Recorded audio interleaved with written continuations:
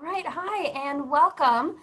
Today we are talking about the advising forms and special populations. This is meant to be sort of a catch-all, if you will. We've been doing a series on Fridays all month through October, and this was sort of the last bits and pieces that we wanted to make sure the advising community is refreshed on and prepared for.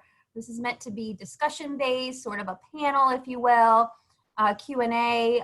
So we've highlighted a few things that we think are important and we wanted to make sure you're aware of. And then there's certainly time for additional topics that perhaps you were hoping we covered today, and we'll be happy to talk about that as well.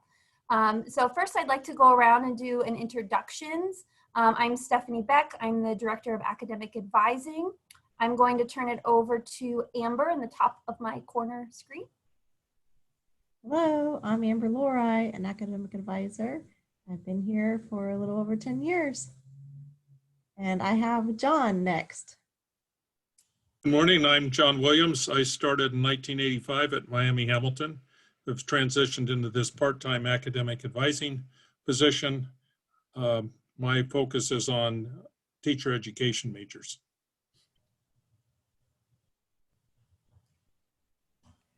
My name's Tracy Strunk. I'm an academic advisor on the Hamilton campus. I have been with Miami for about a year and a couple months now. Hello, my name is John Banks. I am the new Ecampus advisor, and I am looking forward to this discussion. And I'm Julia Pond. I'm also an academic advisor, working primarily with undecided students. I think I'm the last one. Yes. All right. Hey, I'm Kyle Warren, and I am the writing specialist based on Hamilton's campus. Great. Okay, so we're going to go ahead and jump into it. I'm going to share my screen of slides next. All right, are we good to go? Thumbs up if you can see it. Awesome. Okay, great. Okay. First, I wanted to talk a minute about declaring and changing majors. I sometimes field a lot of questions from faculty about, can I do it? How do I do it? And so I thought it would be good to review that here. So we do have a link to the change of programs form, which is in this this slideshow. And I'm going to click on it and show you. I have it saved as a favorite because I frequent it. But over here in the, oh, it's not letting me scroll. Oh, here we go, just slow. Okay, over here on the right-hand side is the change of programs. This is organized by the programs that fall into each of the 12 class areas. And when you click on it, so for example, if a student wants to declare, let's say they want to declare geology, that falls, even though it's not a class major, it falls under the biological science department. So I would click there. You can enter the student's name and information. The catalog year, this is only if they're changed. Yes, John. Geology would fit under mathematics and physical science. Thank you. This would be applied biology. Thank you very much, John. That's what I get for trying to think on the spot. Okay, so the catalog year is, sometimes I leave this blank if there's no change for a student. This I would enter, for example, if a student wants to move their catalog year up to maybe benefit them in a particular way. We see this a lot with our students who used to fall under that 128 catalog year, and oftentimes it's beneficial for them to move their catalog year up to meet the 124 catalog year to save them, a few credit hours. Other examples from the advisors as to when you might change a catalog year? I've had some. Well, in some cases, you can't choose, if you're choosing a degree that didn't exist in their previous catalog year, it'll get changed to when it was first offered at the very earliest. Great point, thank you. I've also had some students who were here before the 2015 change of the Global Miami Plan. And so there's a couple requirements that are different there, like the English 112 requirement is one that comes up sometimes. So I've had a few decide that they want to do something different there. Great point. Thank you. Always just put something there for the safety of everything. Just like, even if I'm just declaring a new major, I'll put like the current catalog year just for ease of the admin who is transferring it all over. Right. Then in the next boxes here are the actions. So are you adding a major or a co-major? And then it will a drop-down box for the ones that fall within that class department populate here. And so then you can easily click on one. The replace first degree with a departmental major. So this is if they're really changing a major. I'm changing from psychology over to biology. So I want to delete psychology or whatever that first one is so it no longer appears. Now, if I were, say the student wants to keep psychology and also have a secondary major, that's where you would add. I'm not trying to remove anything, I'm just adding on top of it. And then we have the delete option. That's where I'm not replacing it with anything, I'm just taking it out. And there's nothing to replace it with. And then finally, the add a minor or thematic sequence. There's so many selections here, and faculty can declare it for any department that doesn't have a admission restriction, like some of the FSB minors perhaps.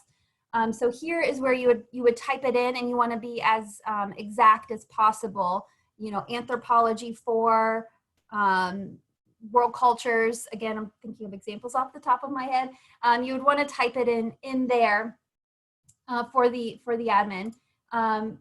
The next area is if they want a third degree. So perhaps I just worked with a student who's a double major, and she wants the GIS certificate, and she has a minor. And so in this case, for those students who are doing lots of things, there's an additional action that's required. So that's where you would need to make that note that they're kind of going above and beyond what the norm is. And there's just a couple of administrative steps on the back end that we need to take care of.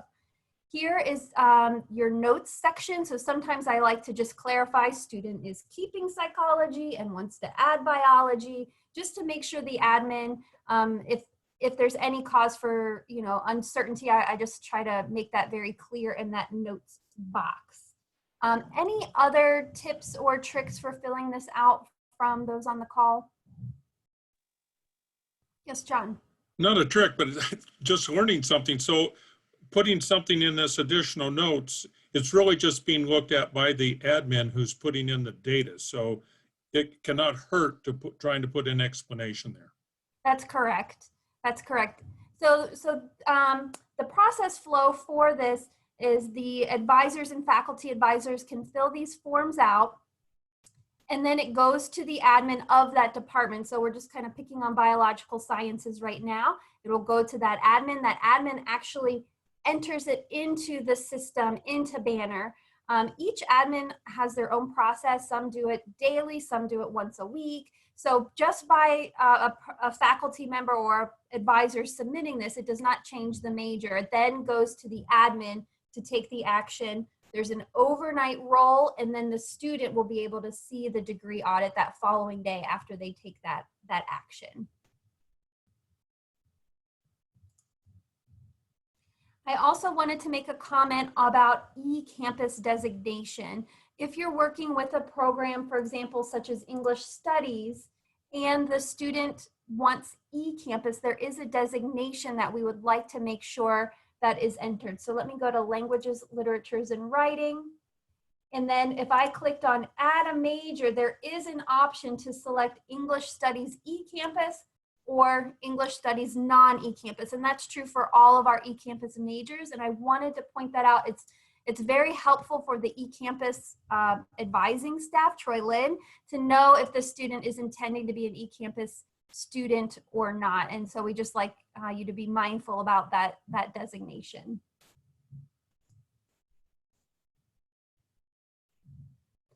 Yes, John. Another thing to note is it's important that the faculty member put in the their email address at the bottom, because that really confirms that it's not a student trying to have this, doing this. That's right. This form is on our general website. If a student wanted to find it, they could. Oftentimes, and that's why it does go to the admin as sort of a secondary check and balance. And if any red flags present themselves, they send it back or investigate it a little bit more. But you're right. Once the faculty members enters their email address, they will receive a confirmation email, which is nice to know it was submitted.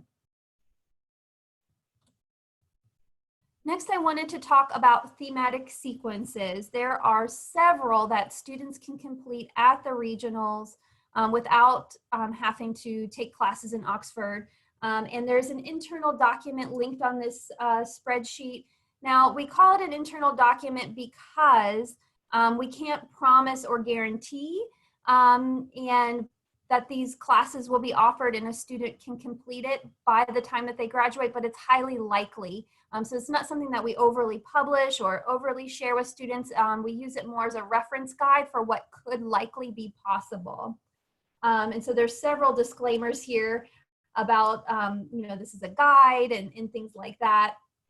And we offer multiple options for filling out and seeing what the student can complete for a thematic sequence. It does link to the bulletin. Sometimes we're only listing, out of a pick list, we're only listing the 1 or 2 that are likely to be offered at the regionals, but often there's more of a pick list if you click on the bulletin and you can see more. Additionally, with thematic sequences is you can run a student's what if degree audit. Let me find a student.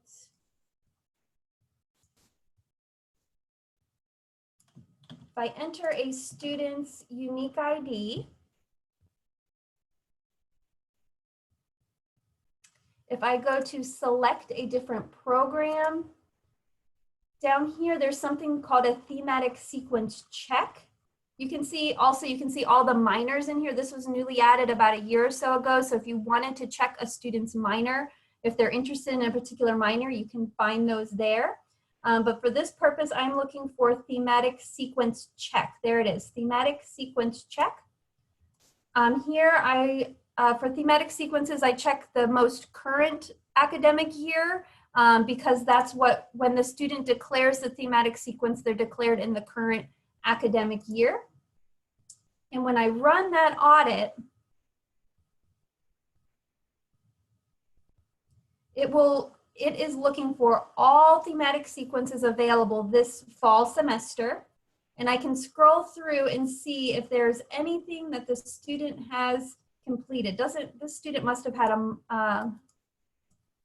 minor. I don't see. Let me open all sections to see if I can find an example.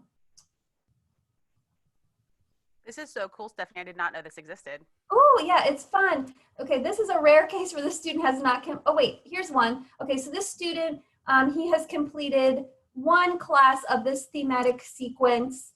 So we can see that he has 2 more to complete. So it helps sometimes students want to know which one am I the closest to, and they can kind of narrow those options down.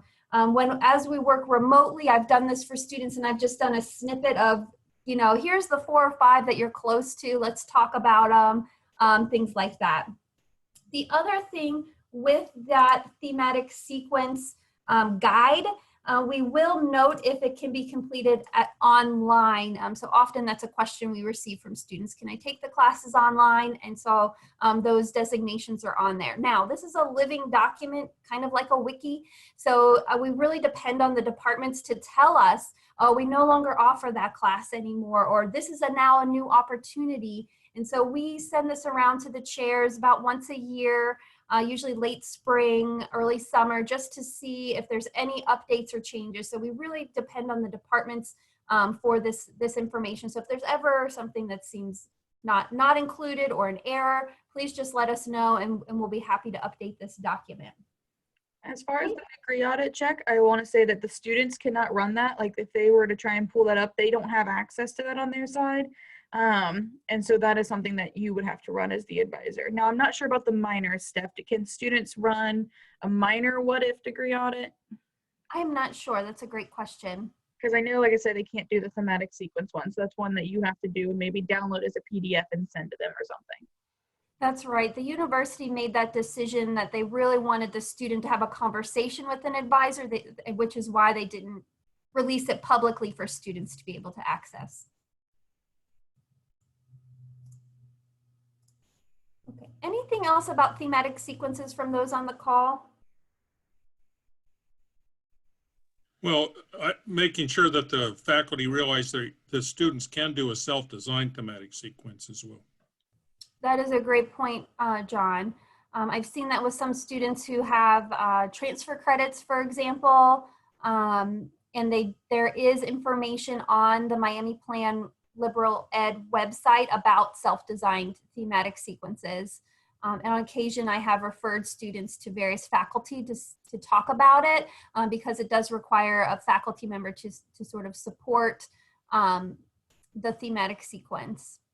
The students, go ahead. The students, often the Office of Liberal Education, do not like to see those self-designed thematic sequences in their graduating semester as sort of a cleanup where it seems a little thrown together. So at a minimum, those self-designed thematic sequences, the Office of Liberal Ed likes to see that they still need to take one more class. So the student does need to think about it about a year at least in advance of graduating and have some thought. And they like to see a progression of classes, a 200, 300, maybe a 400 level class or 300 levels. So they do like to see a progression of advanced learning. Yes. One example that's really automatic in family studies, it really applies to early childhood or primary education, pre-K-5 now, but others I think could well be interested. The FSW4 indicates FSW 261, but that course has really been replaced by FSW 225. And so Carolyn Slaughton automatically approves that as a, quote, self-designed. It's really FSW4, but they have to go through the process of self-designing because the liberal studies has not approved that 225 as a replacement for 261, but the department considers it as such. Thank you. I know there's a you'll see it on the thematic sequence document as well. There's a Spanish one that can be self-designed and is likely to be approved, but just need to go through the proper steps. So there are a few sort of off the thematic sequence book, but likely to be approved possibilities.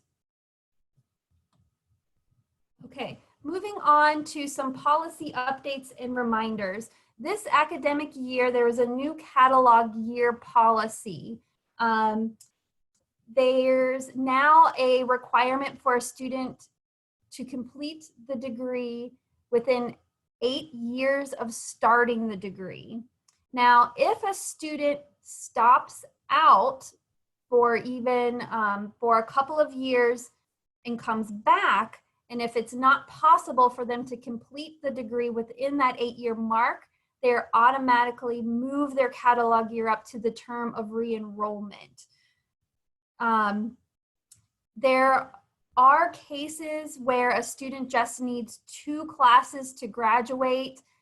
They have an old catalog year, and they can work with the department to submit a petition to honor the original catalog year if we can articulate that moving the catalog year up would be a hardship in delay in graduation, and that the content is still relevant for their career field, such as engineering or computing, something like that. Potentially if they took classes, 15, 20 years ago, that content could be outdated and they do need the current catalog year to be maybe more relevant.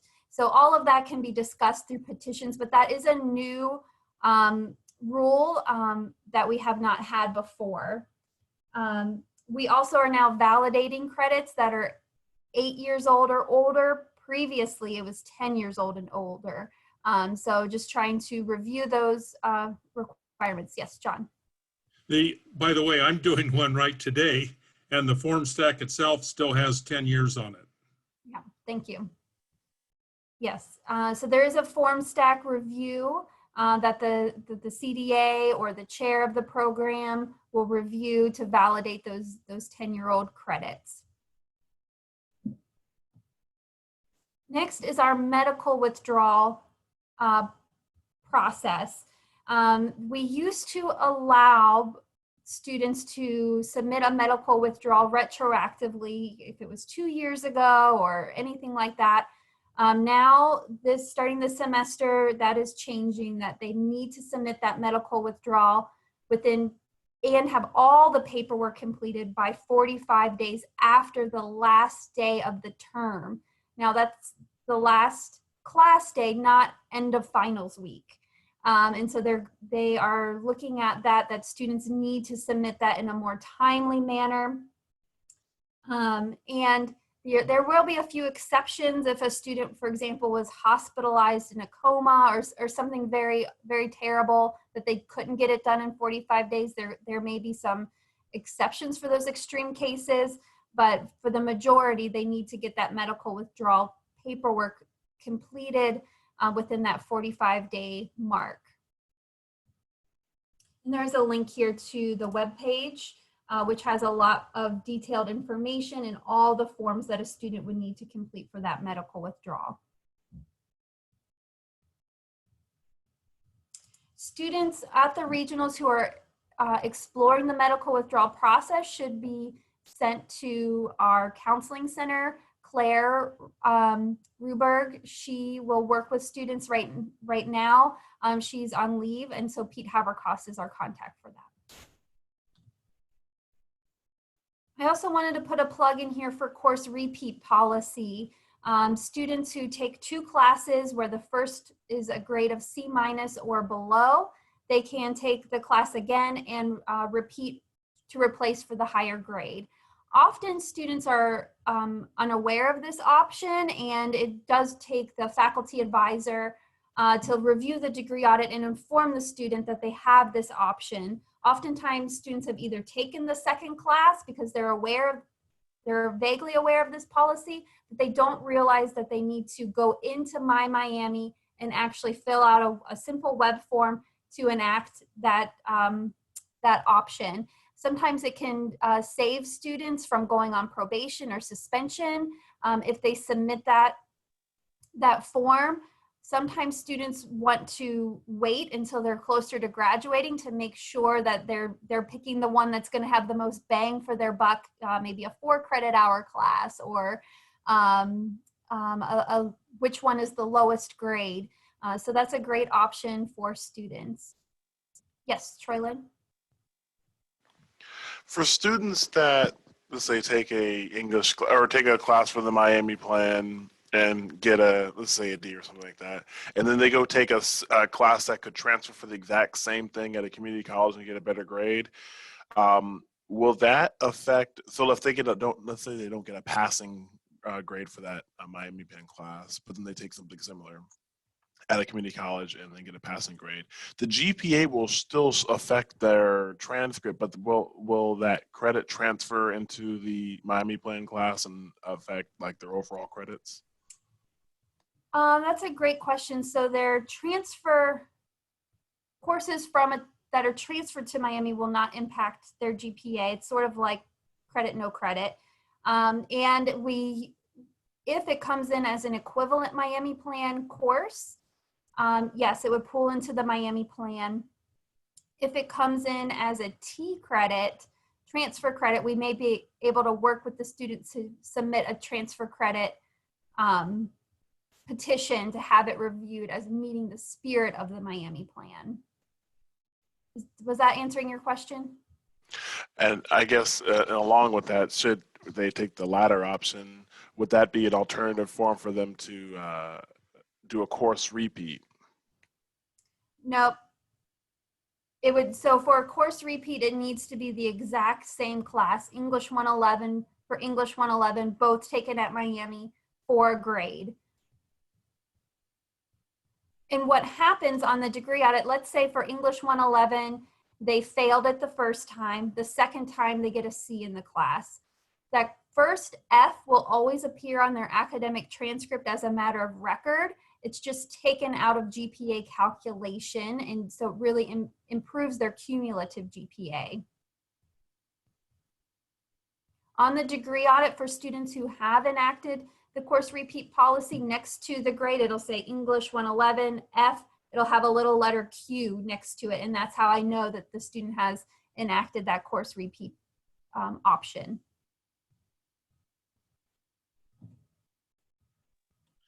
Okay, now, oh yes, John. I just wanted to reemphasize the fact that one of the ways you can improve your GPA is get higher grades in your courses that you're taking. But in fact, repeating a course has a much, much bigger impact. Mathematically, it's because you're not increasing the denominator. So it really makes a big impact. Right, and I talk to students about, really being strategic in those course repeats to, if they're trying to pick from multiple grades of D's, for example, to pick the one that they feel like they can excel in the most, because we want them to get that A or B, not a C, so we really want to be strategic in how we recommend course repeat. Yes, Troylyn. Another thing to consider, and maybe this has changed, but if a student has 2 Ds and one class is a 3 credit hour and one's a 5 credit hour, from my understanding, the 5 credit hour has a more weighted GPA, and that would be in their advantage to get a better grade in that class, as that affects their GPA even more. That is correct. Thank you for bringing that up. Yeah, I have had students who I explain, you can repeat more than 2 classes. You just can only apply the course repeat policy to 2 classes. And then I explain, if you repeat a class, and which is where I think the language gets confusing. If you repeat a class and let's say you've already used up your 2 instances, all you're doing is averaging at that point. So both grades are averaging into the GPA. And sometimes that can be a difficult concept for a student to understand when we're talking about the course repeat grade replacement policy versus just repeating a class to average into your GPA. One last thing I'm thinking of is I have had students replace an F with an F, so that way only 1 F is factored into their GPA. So it can work for 2 Fs. John. Well, if they're thinking about repeating a course, and let's say, assuming it's not an F, so they have a passing grade in it. In fact, it doesn't benefit them to repeat it unless the new grade they get will be better than what they could get in any class. It doesn't matter what course they take to improve their GPA. Right, and that's where it's difficult for a student to understand. I say, you want to take the one you can get an A in. Don't just repeat one that you're going to do mediocre in.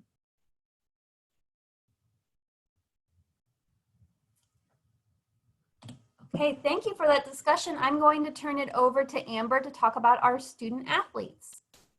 Hello. Again, I'm Amber Loray, and I'm going to talk to us a little bit about our regional student athletes. In order to participate in their sport, they have some eligibility requirements that have to be met. They have to be registered and successfully pass at least 7 semester hours at Miami for each term of participation. 4 of those hours have to be taken for a letter grade. So we've seen an increase in student athletes who are signing up for online courses, especially during this time, as we have for all of our students. And they're not realizing or paying attention if they're listed at Middletown or Hamilton.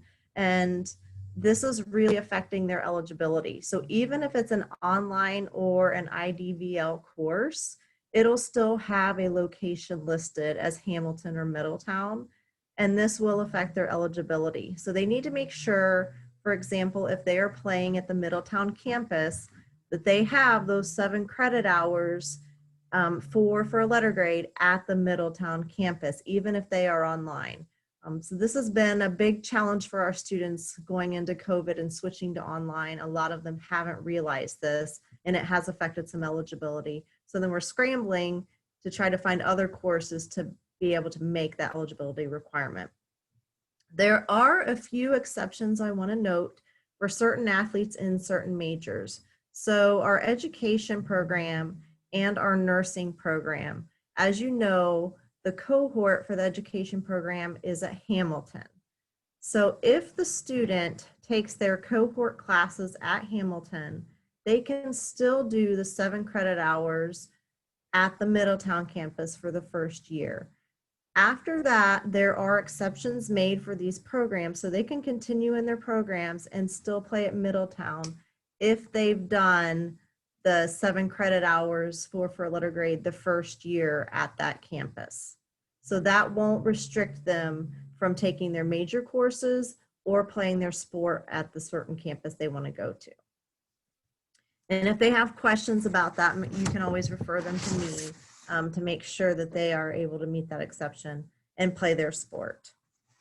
Another thing to note is that they do have to be matriculating to a degree. So we can't have our students who are transient play a sport, unfortunately, at this point. We also have some GPA requirements for eligibility.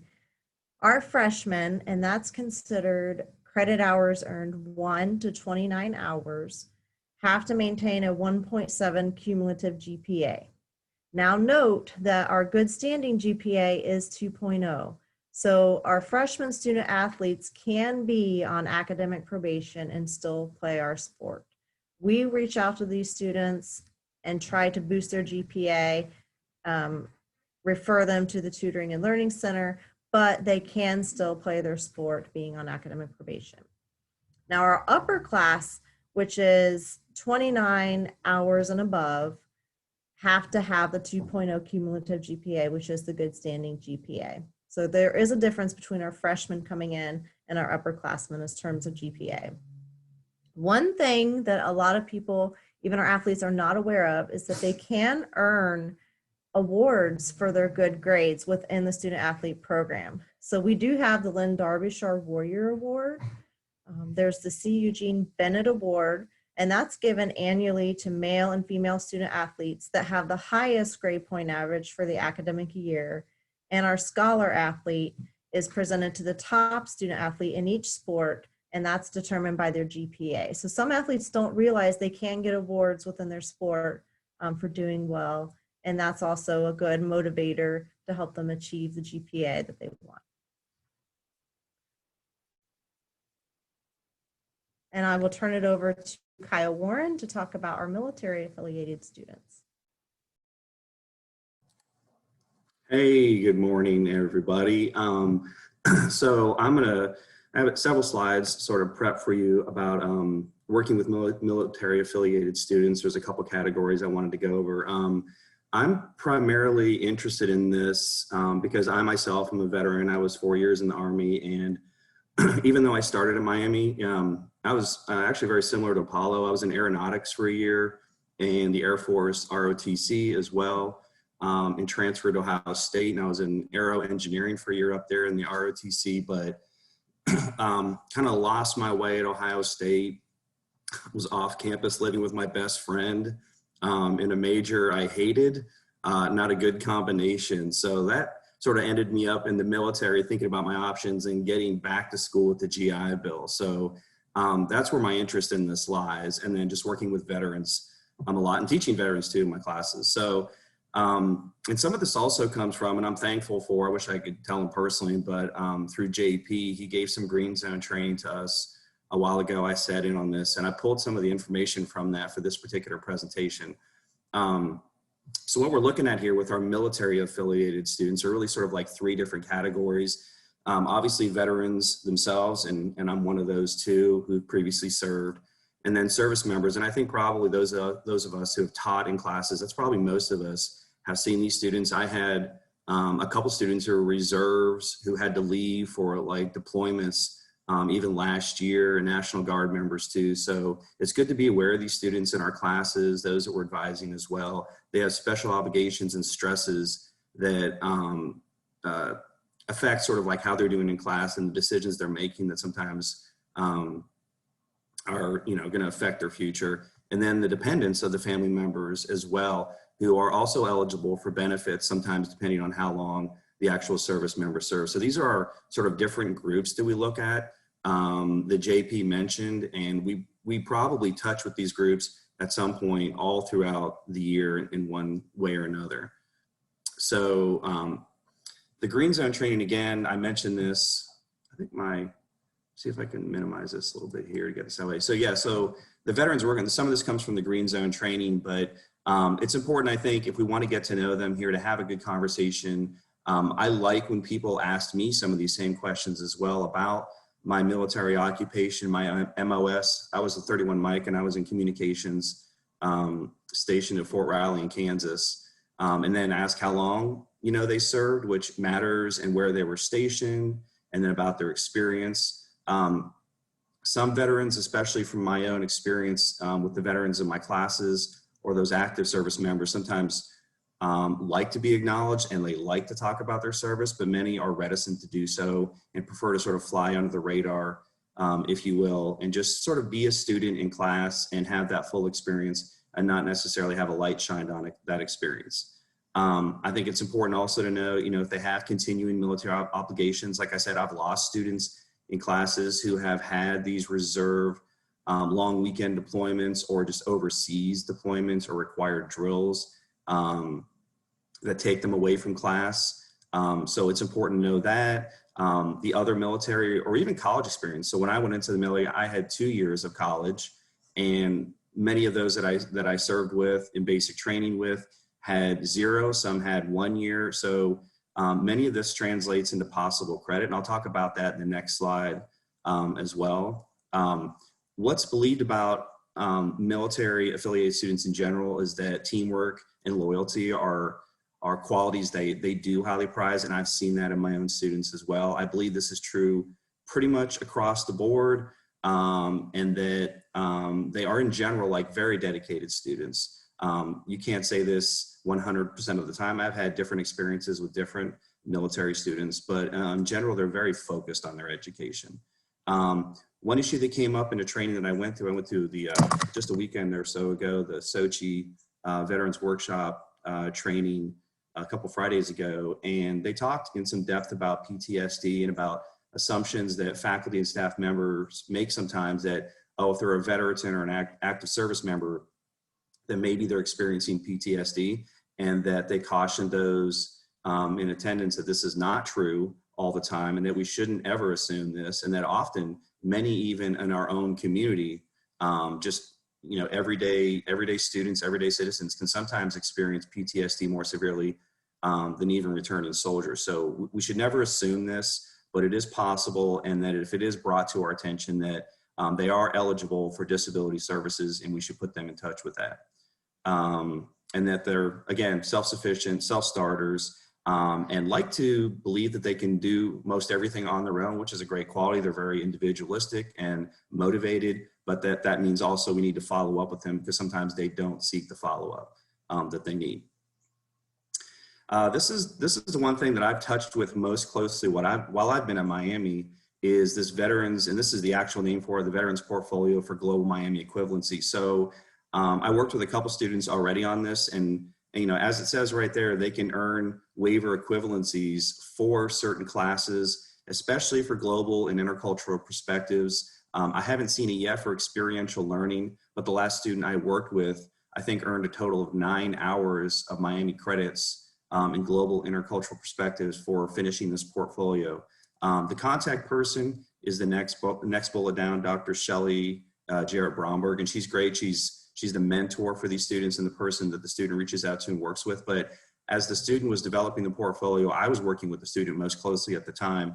And what looked like at first glance for the student a very difficult, time-consuming process ended up being quite a bit more simple and more direct, and the requirements easier to complete than what the veteran first believed. So if this is possible, this is something that students, the veterans, should pursue.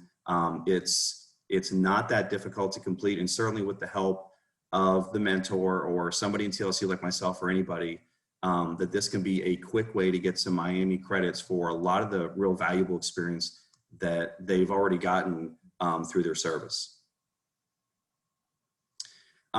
There are a long list of benefits. For me, it's been a real puzzle to try to put them all together and to figure out, okay, which benefits are students or veterans eligible for, which ones apply and don't apply. There's so many of them, and there's different entry points for those as well and how to access them. But I tried to put together for everybody a quick list of contacts that people can reach out to. And as a matter of fact, while this presentation was going on, I just got an email from Megan in admissions about another point of contact too, which I'll give you guys. But of course, VA is of course like one of their first stops. They closed the regional offices, the VA regional offices, because of COVID. And so they're encouraging obviously all veteran students to contact them online through their website or through the phone number right there. But really, our own university has a lot of great websites and resources for them. They can go into the regional website, and under admissions is really where all of the veteran related information is housed. And students also, we had sent out like a week or so ago, we'd sent out a little blurb, and I was out there as being like interested in helping veterans. And since that has been out there, I've received 2 or 3 emails back from veterans asking questions about benefits. Because I'm not the expert on the benefits, but I'm a person who I think can connect them to the experts. These are the people that Don White got me in touch with. This person named Nathan Hoke and Jared Harrison, their information is right there. I think Nathan tends to be sort of the go-to person at One Stop the Veteran certifying official. So he is most knowledgeable on the benefits. And obviously since we lost JP, there has to be someone that they can reach out to. And I think Nathan would be the person, or Jared, if Nathan can't be reached. And then of course, Miami has a great veterans page. The link for it, can be clicked right there. We don't have to do that now, but it's got tons of information for veterans, checklists, forms that need to be completed to access their benefits. It's just almost a one-stop for everything veterans will need to get the benefits going and to get into the programs as smoothly as possible. This is not an exhaustive list. I feel like I'm finding out about new ones all the time. The post 9/11 is really like the biggest. I went through on the Montgomery GI Bill, the older version. There's a newer version as well, in a sort of like a select service version that's has fewer benefits, but they can be useful for certain service members. And then a couple that are particular to those students who are Ohio residents: the National Guard Scholarship, the War Orphan Fund, the Ohio GI Promise, and then I just found out about the Yellow Ribbon Program as well. So there's just so many, and I'm thinking probably as I go on, I'm gonna find out even more. JP had told us about this VOC rehab, and I had done some research on that, and that has now changed to the Veterans Readiness and Employment Program, the VRNE. So the acronyms change all the time. The programs seem to change frequently as well, but they're easy and quick to find. And I think those people that I mentioned in the last slide would be most up to date on the different kind of benefits that are available to these students. As I mentioned, there's a website I'll pass along to you guys. I'll probably put that in the chat here after I'm finished, that Megan sent me, that is also a great resource for the regional veterans. This is another one too. The regional has the Center for Veteran Services. For those who go through this slideshow later on, they can click on that link there. The admissions checklist has a ton of important forms right there, all up to date, that veterans would use to actually start the process of enrolling. And then the Student Veterans Association for the regionals, SVAR is what it's termed, has its own website. I think, again, when the new veteran coordinator position finally fills, when we find that person, the right person, and hire that person, that much of this will be revived as well and put back in practice. And then the last thing I mentioned in this slide is the One Stop the Veterans Benefits Checklist, which is from the main Oxford site, but again, it has a complete list of all the benefits and all the steps that students need to take to get into those benefits to use when they start school. So it's a really great resource for veterans. A couple other comments. I mean, these are kind of miscellaneous here. Student veterans submitting the VA 22-1990 to get that certificate of eligibility, which is really important. Continuing the admission process. Some veterans stop and wait to get forms back or wait for the Veterans Administration to get things back to them. And sometimes, like a lot of federal bureaucracies, those things can move slowly. And so as advisors, we always tell the veterans while they're waiting to hear back from the VA or waiting for a benefit form to clear or waiting for word on something like that, that they should continue with the admission process just like other students. The joint services transcript is also critical. So if they have something in their training, and many of them do, that applies and that could be considered worthy of maybe transferring in, that they can complete this joint services transcript, and they should. JP, I remember, stressed this idea of like the credit hours, which is critical. He recommended that veterans do not sign up for or take fewer than 15 hours because he knows a lot of students drop classes, but he did mention more than once that 12 credit hours is really the absolute minimum for students to get their full benefits, and that they should never drop below that.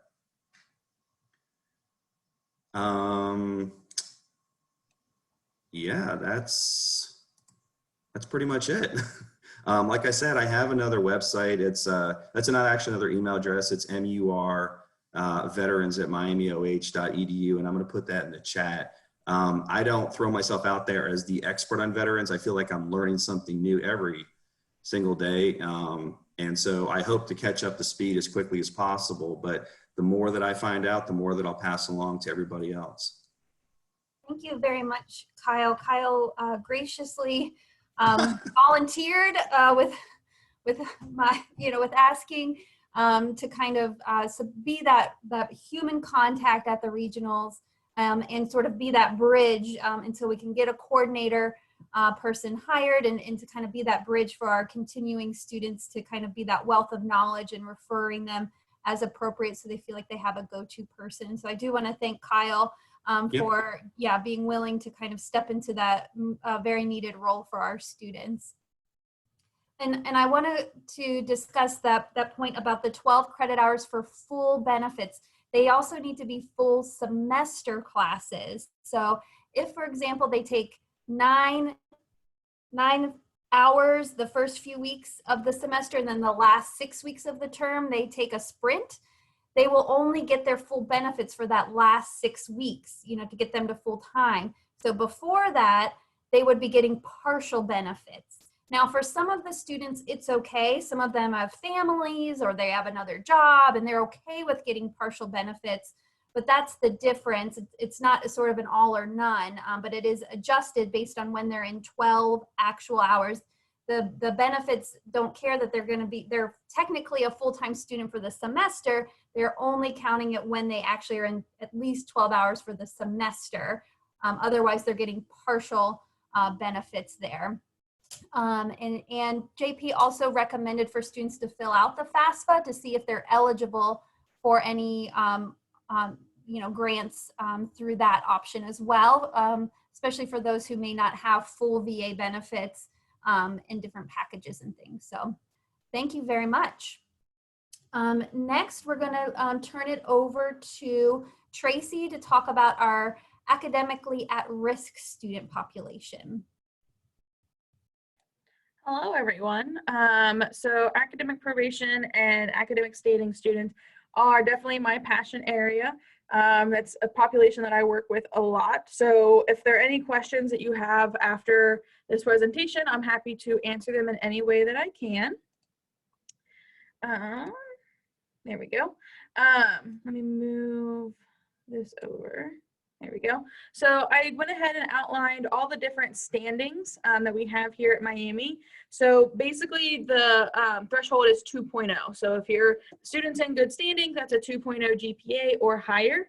Then all of the other different standings are based upon how many credit hours they have earned and how long they have not been in good standing.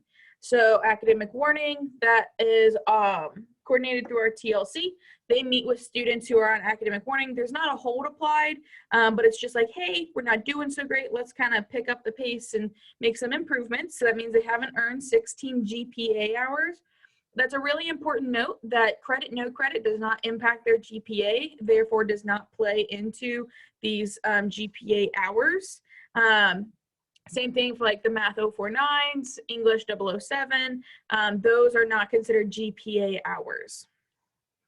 Next is academic probation. So if they are below a 2.0 cumulative GPA and they have more than 16 graded credit hours, then that means that there will be a hold apply. They are required to meet with our office. Typically, we will be sending them communication as soon as we get that report from Oxford as to who is formally on academic probation, and they will be added to a campaign to meet with myself or Julia Pond to get that hold removed.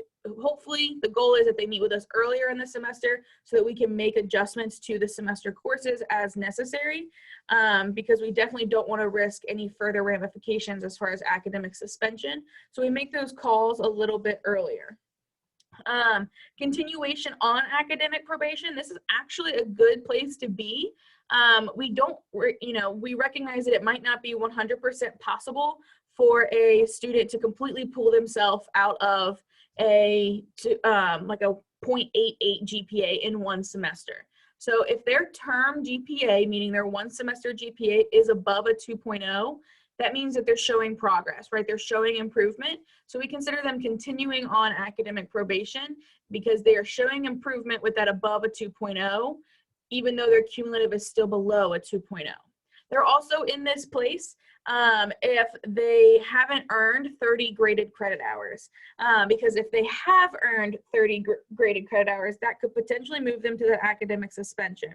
So there's two ways that they can be in this continuation. One, they are showing improvement. They're getting a term GPA of above a 2.0, or they have not earned 30 graded credit hours. And so even if their term and some cumulative are below a 2.0, if they have not earned 30 graded credit hours, they cannot be put on academic suspension. The next one is academic suspension, meaning they are below a 2.0 GPA for cumulative and for their term. And they've earned 30 or more credit hours, graded GPA hours. That's when they're looking at academic suspension. They have to sit out for 2 semesters. Winter is not included in that. So that would be if they're put on suspension at the end of fall, they have to sit out spring and summer, and they can come back again that following fall. Now, once they come back after those 2 semesters, they do well, they get back in good standing. That's ideally what we want. They are still placed on academic probation when they return, and there is a hold placed on their account, meaning they have to meet with us before they are able to register for a course. And then I'm going to pause for a second because I'm going to take over the presentation. So give me 1 second, Steph, and I will take care of that for you. All right, and present my screen. Okay, so back here. So if they come back and they improve their GPA, that is ideal. And so, but if they do not, and they return from academic suspension, and they get below a 2.0 cumulative and term GPA, meaning they haven't shown improvement, their term GPA is below a 2.0, that's when they are risking academic dismissal. I see someone put something in the chat. Let me just make sure I'm not missing anyone. I'm the technology superhero, I'll take it.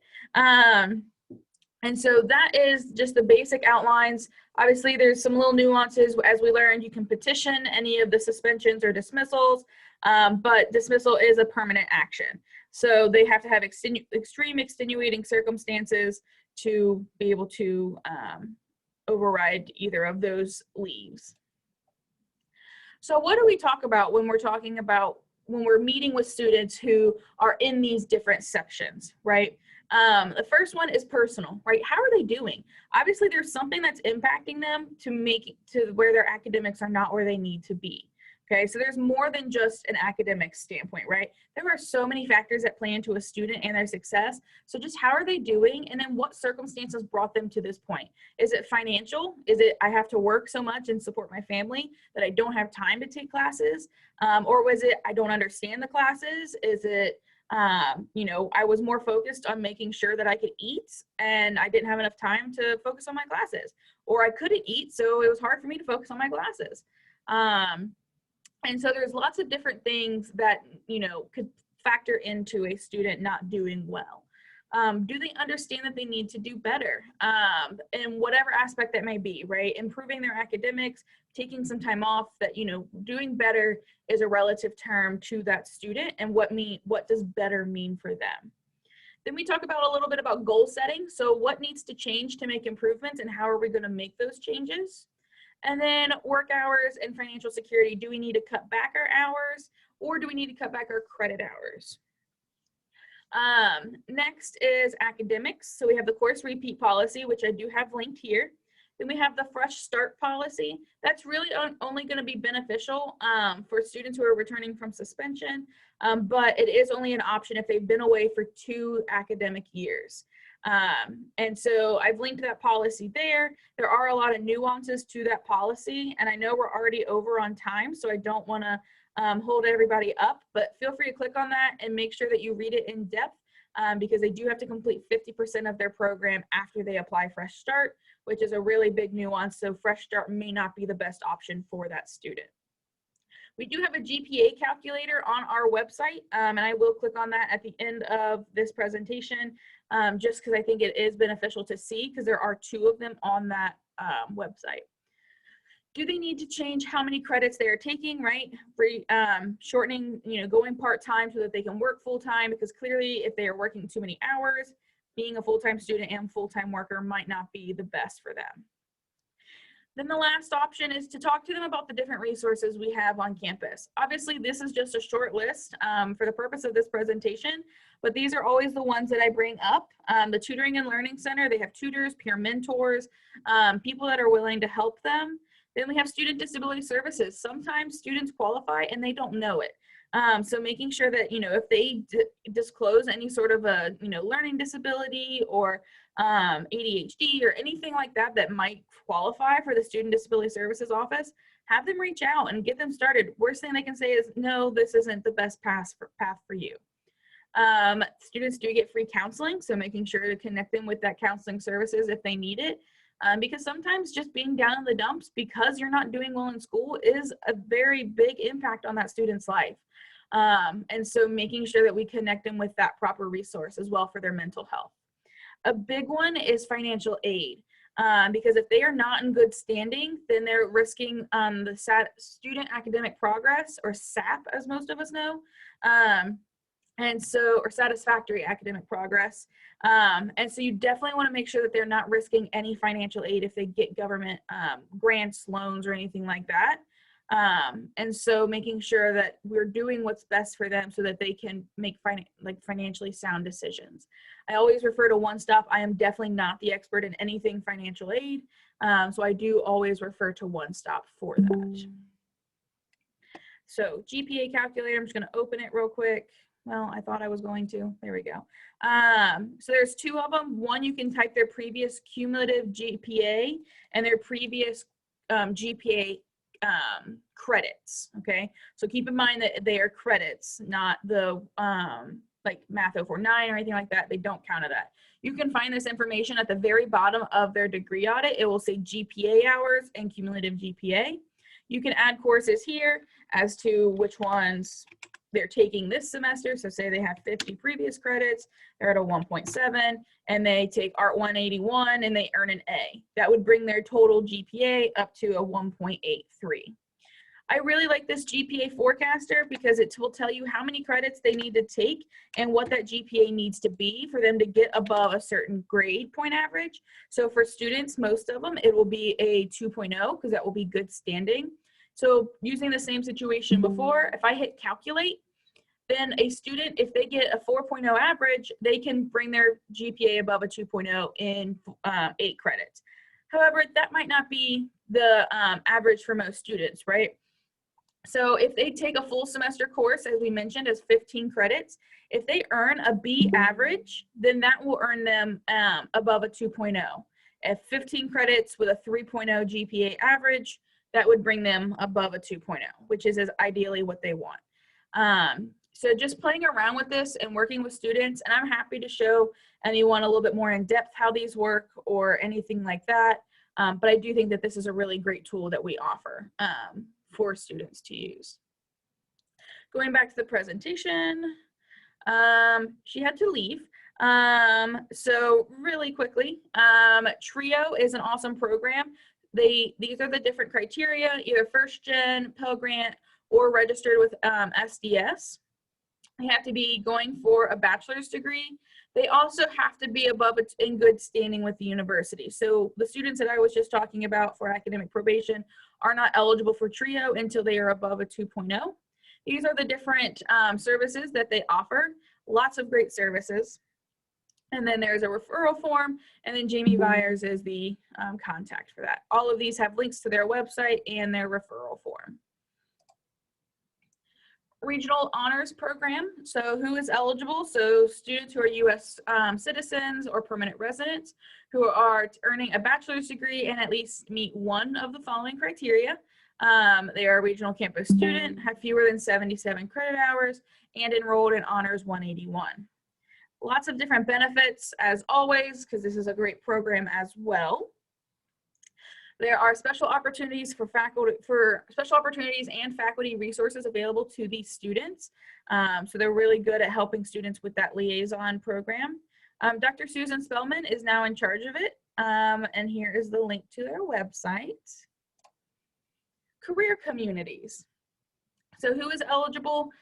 All Miami regional students. We love these career communities. We've started rolling them out in every way possible. Way that we are using these is to connect students with similar interests and majors. We have courses in common, which means that when students register for their first semester, we will recommend courses